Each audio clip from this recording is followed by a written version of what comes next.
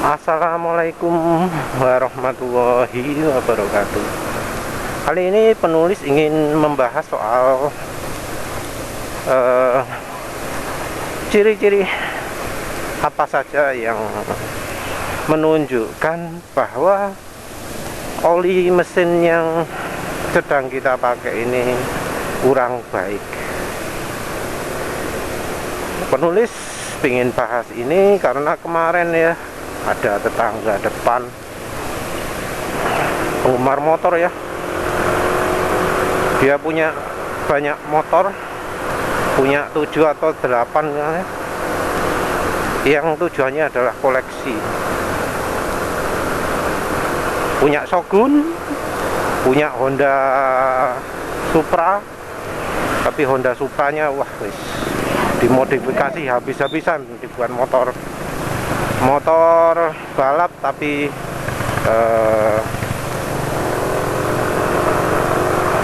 tampilan luar masih normal.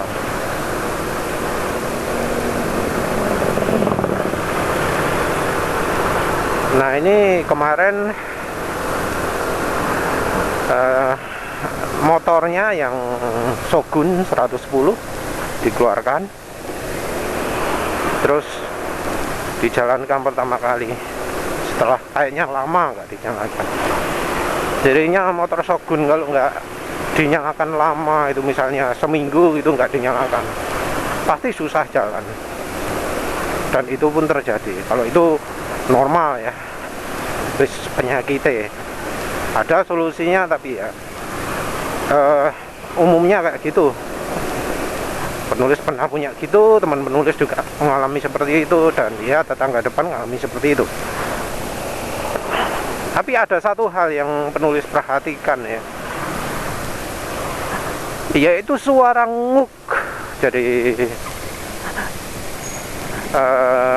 kalau yang pernah punya motor Honda ya, terutama motor Honda Supra PP ya, waktu start kadang kan ada yang bunyi-bunyi ya, bunyi nguk, bunyi ngak gitu ya. Jadi waktu di starter pertama bunyi ngak, terus jeng jeng jeng jeng jeng jeng jeng jeng. Begitu starternya dilepas bunyi nguk gitu.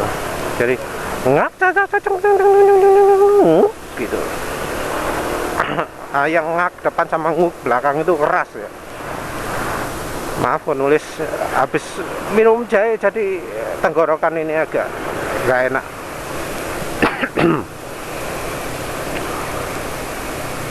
Jadi suara mesin jadi kayak gitu. Ini membuat penulis teringat sama pengalaman pribadi. Penulis pernah punya motor Suzuki sampai bunyi gitu, pernah punya motor Honda yang seperti itu. Yang Suzuki penulis ngalaminya karena nyoba-nyoba oli ya, lupa penulis oli apa, lupa wis merek-merek yang saat itu sih merek baru ya.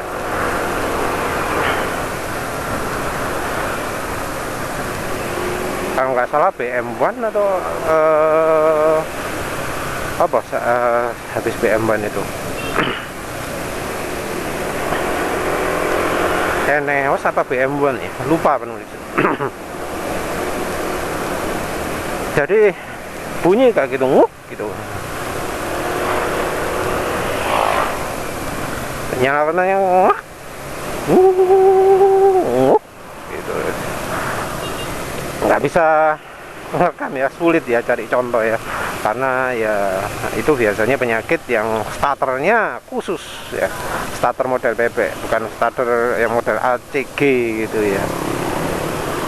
Ada sih motor matic yang mengalami, tapi ya itu menunjukkan masalah lah ya pada oli mesinnya.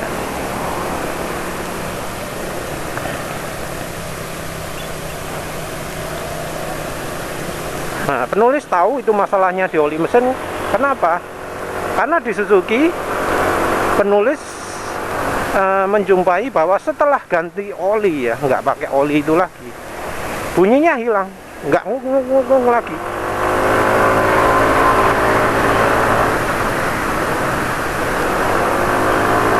Waktu itu motor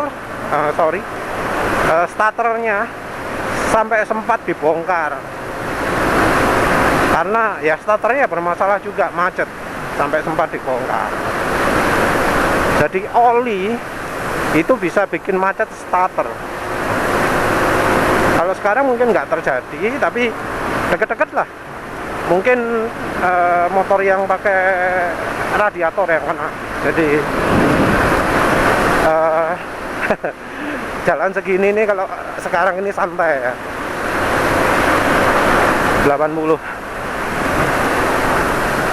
Jadi kalau motor baru mungkin di motor radiator yaitu pompa radiatornya yang kena. Penulis curiganya seperti itu. Terus di kali kedua di motor Honda Supra entah yang mana ya. Di motor Honda ini cukup lama juga terjadi. Saat itu penulis termasuk orang yang rajin ke bengkel. Masih lugu ya, masih gampang kena bohongi. Jadi sering servis ke bengkel.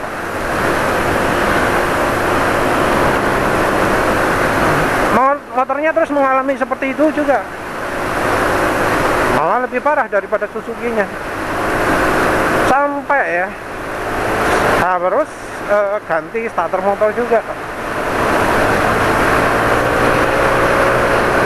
Ya wes, habis ganti kena gitu lagi sama. Oh, berarti kan ada yang aneh ya.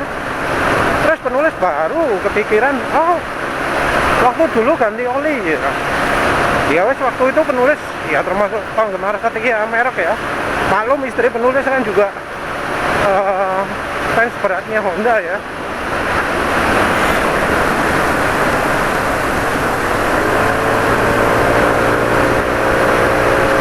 Ya terpaksa memberanikan diri untuk ganti oli dengan merek selain AHM Oil. Ternyata benar ya, hanya dengan mengganti oli saja penyakit itu hilang sama sekali. Terus nggak nguk gitu.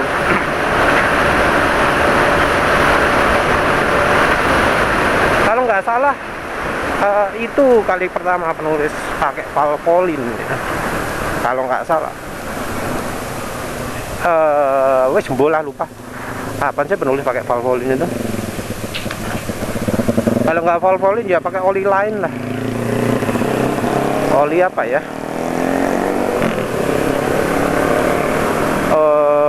bola wis sudah kelamaan. Yang jelas ganti oli selain dari yang bawaan bengkel itu langsung membuat perubahan, langsung nggak muncul bunyi-bunyi gitu ya. Nguknya keras loh, itu gimana sih, pokoknya bisa kalau apa di depan rumah itu satu gang bisa kedengaran suara nguk gitu.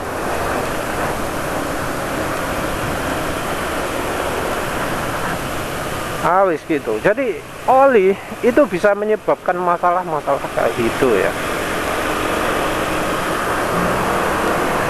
Atau kayak contohnya teman penulis ya, pemilik NMAX Ult yang warnanya pun sama persis kayak punya penulis. Masalahnya adalah RPM naik turun. RPM naik turun, tapi bisa sembuh hanya dengan ganti oli. Olinya nggak pakai Yamalub lagi, langsung sembuh penyakitnya. RPM jadi normal lagi, lumayan katanya. Nah, sampai kayak gitu ya.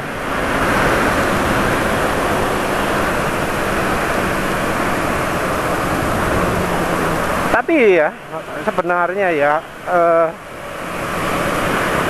hal seperti itu merupakan tanda kita terlalu mengabaikan ciri-ciri bahwa oli yang kita pakai itu nggak tepat.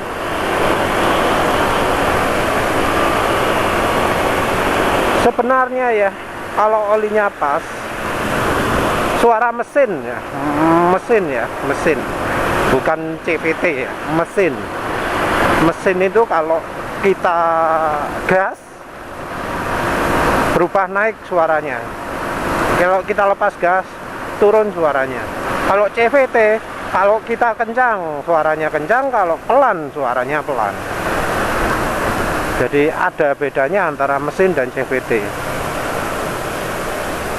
Kalau CVT tergantung kecepatan motor kita, kalau mesin tergantung setelan gas kita.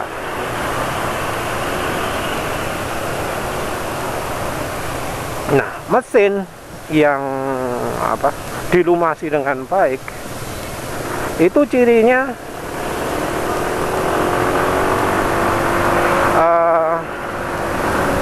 suara mesin itu kalah keras dengan suara knalpot. Dan ini penulis pakai acuan zaman sekarang ya, zaman sekarang dimana suara knalpot itu halus banget ya. Wes mulai dari zamannya Honda Beat ESP itu juga sudah mulai Euro 3 kan, itu kan knalpot sudah mulai senyap kan. Nah, seharusnya suara mesin itu lebih halus daripada suara knalpot.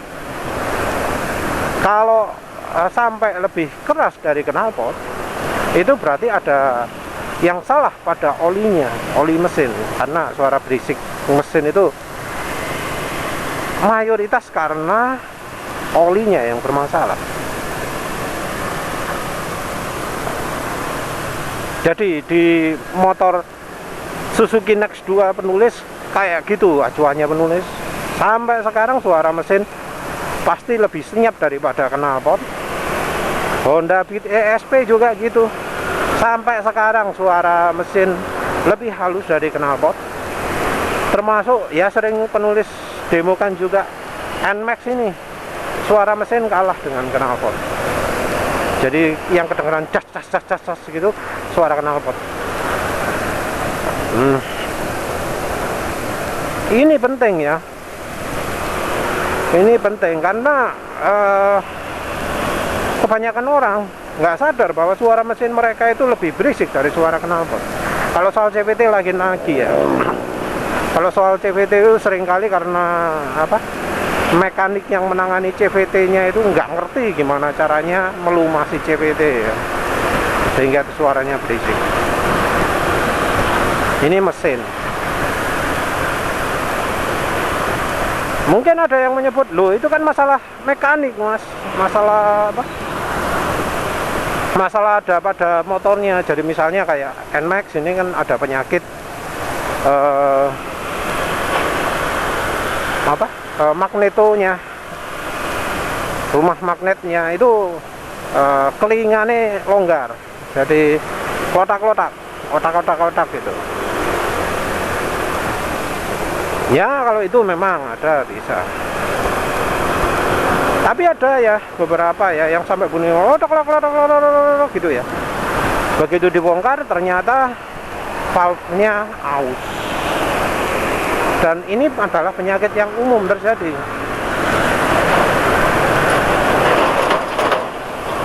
Di beberapa motor kerusakan itu terjadi karena ada bearingnya aus.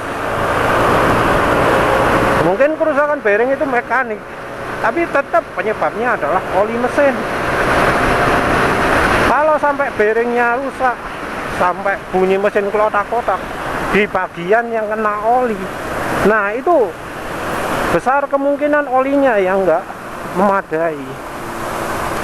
Mungkin ada yang ngomong, oh gara-gara olinya kurang ya, gara-gara telat ganti oli gitu ya.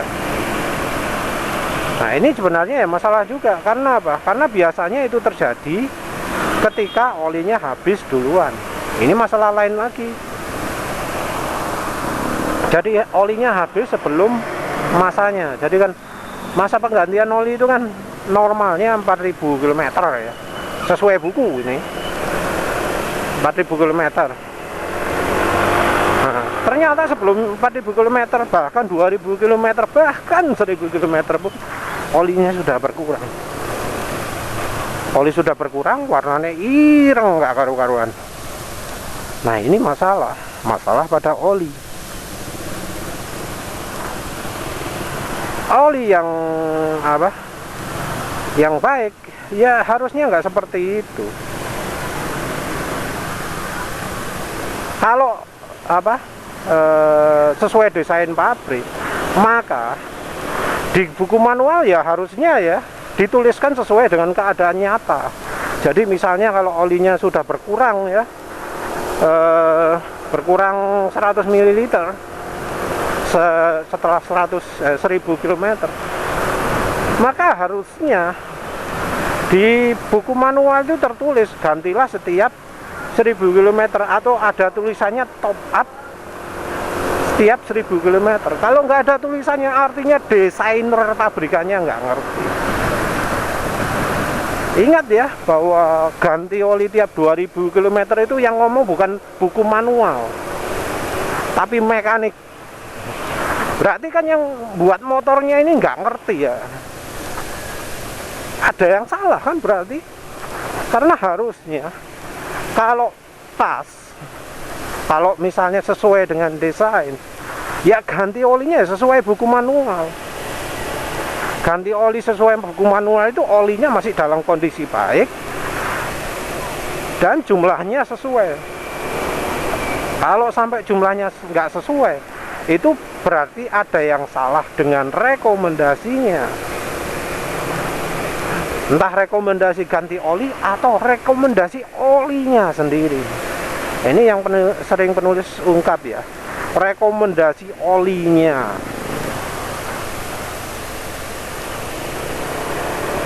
Jadi kalau rekomendasi oli, Yamaha 10W40, Honda 10W30. Orang ini terlalu percaya gitu loh sama pabrikan, nggak lihat kenyataannya, nggak lihat faktanya. Kayak PCX 160, ganti olinya berapa itu? 4.000, bahkan kalau di Jepang 6.000. Apa oli mesin yang direkomendasikan oleh Honda sendiri tahan kalau dipakai segitu lama? Ini yang nggak jadi pertanyaan, yang nggak ditanyakan sama yang pakai oli AHM oil itu. Oh, olinya cocok, oh olinya ini untuk motor Honda itu harusnya 10W30. Pakai 10W40 nggak berani, pakai 20W50 nggak berani. Alasannya apa? Oh, kata pabrikan kayak gini. Tapi nggak lihat fakta.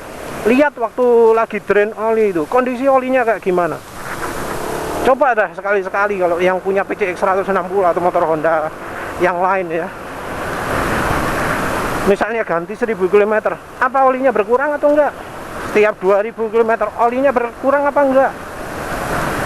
Kalau sampai berkurang parah ya, parah itu maksudnya sesuai dipstick itu, yang meteran ketinggian oli, yang meteran yang apa ditutup oli itu, ada maksimal, ada minimal kan. Kalau kurang dari minimal olinya seperti itu artinya olinya yang nggak pas, atau kekentalannya yang nggak pas, atau ya ada masalah pada motornya.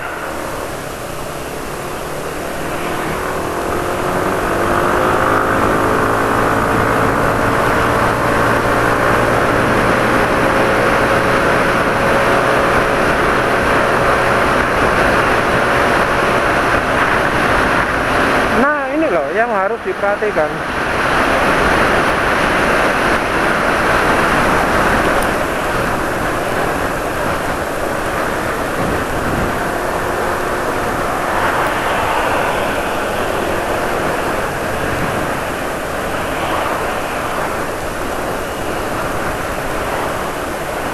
Jangan apa ya, jangan merasa wah pabrikan ini pasti kalau kasih rekomendasi sudah benar. Lihatlah fakta. Apa benar olinya bisa apa, memberikan sesuai dengan apa yang mereka klaimkan ya.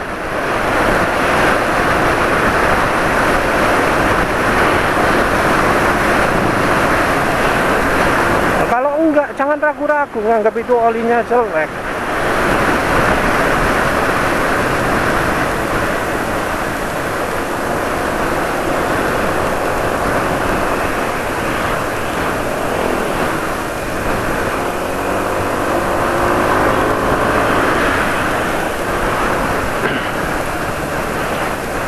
Selain itu, contohnya lagi adalah fuel dilution. Nah, fuel dilution ini ya masalah juga. Kalau sampai pabrikan nggak ngerti itu, ya ada masalah lah ya. Entah ada masalah pada pabriknya atau bensinnya, karena dari pabriknya ini tidak mendesain mesin dengan bensin yang terjual di sini. Atau karena memang pabrikan sana nggak nguji pakai bensin beneran ya, nggak menguji pakai bensin yang dijual di pasaran. Ya ini sudah penulis ulas ya, kali aja karena mereka pakai bensinnya bensin yang super paling top gitu ya, bensin yang paling hebat gitu ya, pakai oli bensin Total misalnya. Begitu dikasih Pertamax langsung fuel dilution, begitu dikasih Pertamax turbo makin parah fuel dilutionnya. Dan menurut teori penulis itu karena setelannya terlalu irit. Terlalu irit karena kandungan energi dari bensin yang kita pakai itu kalah baik dengan punya misalnya Total gitu ya. Penulis nggak tahu ya, belum pernah nyoba bensin Total, tapi perkiraan penulis seperti itu ya. Barangkali yang sudah pernah coba bensin Total bisa sharing.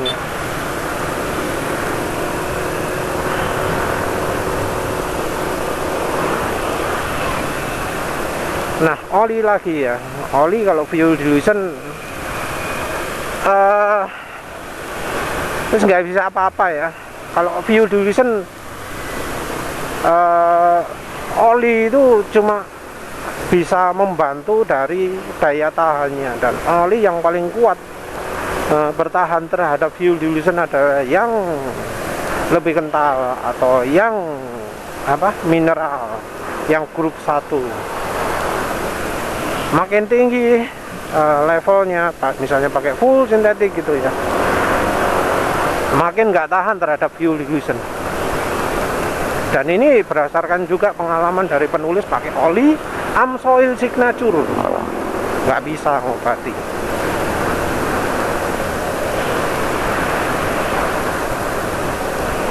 Tapi yang paling penting itu vampire oli. Kalau vampire oli ini harusnya dari oli itu sangat membantu. Oli yang paling tahan vampire oli itu faktanya adalah oli yang kental. Satu. Kedua, oli bahan mineral ya, karena kebetulan oli bahan mineral itu kental. Yang ketiga adalah oli yang beneran didesain untuk mengatasi itu. Jadi ada oli yang full sintetik yang punya NOAK, punya daya uap yang kecil. Kalau untuk amannya ya, cari oli yang daya uapnya NOAK, angka NOAK-nya kurang dari 6 lah ya, kalau bisa gitu. Ada kok oli yang sintetik tapi NOAK-nya tinggi, tapi biasanya angka NOAK itu disembunyikan, jadi kita nggak tahu. Ya intinya pilih oli yang salah, misalnya karena terlalu nuruti pabrik atau ngikutin anjuran siapa gitu ya. Kalau salah, maka oli itu akan nggak awet. Motor normalnya bisa 6.000 km, itu pernah penulis ya beberapa kali yes, di motor yang lain ya selain NMAX. NMAX ini masih kena penyakit fuel dilution sebelumnya. Entah kalau sekarang ini mestinya sudah bisa lah mendekati 3.000 gitu ya, nanti lihat aja. Cuma ini kebetulan pakai oli jelek sih, dipakai digeber jadi encer, entah kapan, tapi sampai sekarang masih enak untuk kalau pelan-pelan. Kalau habis kencang-kencang gini agak kasar, tapi ini udah penulis kasih minyak goreng, jadi kemampuan olinya udah meningkat, udah lumayan bisa ditoleransi lah. Ya wis begitu saja. Terima kasih sudah menonton. Assalamualaikum warahmatullahi wabarakatuh.